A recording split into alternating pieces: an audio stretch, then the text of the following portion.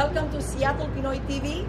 We are here in the building of our Congressman Jim McDermott of the 7th District with Bobby and Eddie, and we were just going up to interview him about the United States-Philippines Friendship Caucus, the temporary protected status for our Filipino Americans live here in the United States, and also the visit of the President Barack Obama to the Philippines. We are just trying to see if we can interview the Congressman with regards to the ramifications of all of these three subjects that I have just mentioned. I know that he has been our greatest champion for our Filipino Americans here in Washington State. He has been a friend and ally, and he knows what is very important. And the United States-Philippines Friendship Caucus is really to bolster and enhance the long-standing relationship between the United States and the Philippines for over 100 years. Not only that, the United States is our top and major foreign investor in the Philippines. So it's very important that we bolster that relationship, especially with our economic opportunities between the United States and the Philippines. So we are now about to go up to the 12th floor at his office, and we will hear more about the interview in a very short while. Thank you very much, and thank you to Seattle Pinoy TV for this wonderful opportunity of interviewing all of our elected officials, our congressional delegation, in order that we will disseminate the message and the importance of all of these acts and initiatives to you, our dear public. Thank you. Mabuhay tayong lahat. Good afternoon. Welcome to Seattle Pinoy TV. I'm Ellen Avalera, your host for this afternoon's interview. And we are very proud and so honored and so privileged that we are able to interview our staunch supporter and advocate and champion for the Filipino Americans in Washington State, and that is in the person of the U.S. Representative Jim McDermott. Welcome, and thank you very much for this time to be here with you. And I know that all of you have a lot of questions with regards to the United States-Philippines Friendship Caucus, as well as the temporary protected status, and even the visit of the President Barack Obama to the Philippines. And our beloved Congressman Jim McDermott would be the person to answer you these questions. And so here he is. It's a lot. Well, when I came to Seattle first in 1970 to run for politics, I met Fred Cordova here in the city of Seattle. And Dorothy and Fred have been my friends for a long time. I was sorry to see Fred pass here recently. But I have known about the Filipino and been part of the Filipino community for 40 years in politics.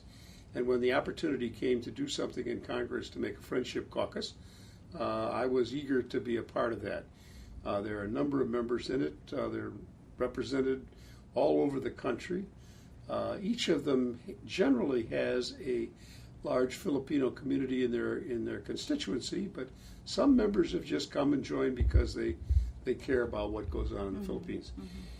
We have seen lots of things happen over the course of the years that I've been involved in Congress. I've worked a lot with the Philippine ambassador around the issue of jobs in the Philippines. We have put provisions in the law to try and make it possible so that products that are manufactured in the Philippines can be brought into the United States duty-free. We've done a lot of things like that in the course of the last 10, 15 years that I've been in Congress. So most recently, the disaster that occurred in the form of a typhoon creates a lot of problems in families. And so we're hoping that the Department of Homeland Security will soon give us a temporary protective status for members of the Filipino community that live in the United States and are working here, sending money back. We know there's a tremendous amount of remittance that goes on from the United States back to the Philippines.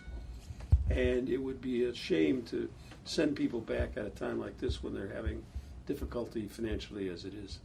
That's right. That's wonderful. That's really awesome. Congressman, and you know that it's very close to the hearts of the Filipino-American community. You know, actually, we are like almost 100,000 here, of Filipino Americans in Washington State, and over 3 million Filipino Americans in the whole nation. So, and I think that there was something also that inspired them with regards to the visit of President Barack Obama to the Philippines, when he signed an agreement, which was the Enhanced Defense Cooperation Agreement with President Pinoy Aquino. Do you want to say something about it? Well, we are always pleased when our president goes out and represents us. He's a wonderful representative for us. And we have been long-term friends with the, more than friends, allies with the Filipinos. One of the groups that I've had a lot to do with have been the veterans who fought at Corregidor and Bataan. And so you go back to the Second World War, we've had alliances between the American Army and the Filipino citizens. And so having a defense treaty signed by the president is a good extension of a long-term friendship. Wow, that's wonderful. You know, we also interviewed this morning a congressman, the Deputy Consul General of the Philippine Consulate General of San Francisco, and that was Deputy Congen Jaime Ramon Ascalon, and they have started all of the current endeavors with regards to the friendship and the TPS as well. And of course, they're so happy about the visit of President Obama to the Philippines. I think that is really bolstering and enhancing the long-time relationship between the United States and the Philippines for over 100 years. And I know that over $32 billion are being sent by Filipino Americans from here to the Philippines. And so it is great. Anything more that you would like to comment on, Congressman? Well, we hope that they recover from this natural disaster as soon as possible. The Philippines share with us living on the ring of fire. We have earthquakes here. We understand earthquakes. We understand weather. And so I remember Mount Pinatubo, right, when it blew up a long time ago. This is almost 20 years ago, I think, now. And we continually have these kinds of disasters, and we have to come to each other's help or aid when one of these happens. So we wish the best for the Filipino people. Oh, thank you very much, Congressman.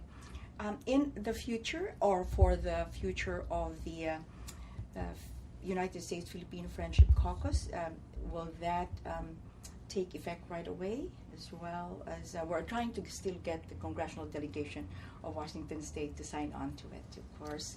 There's still room in the boat. That's right. you keep working and asking them.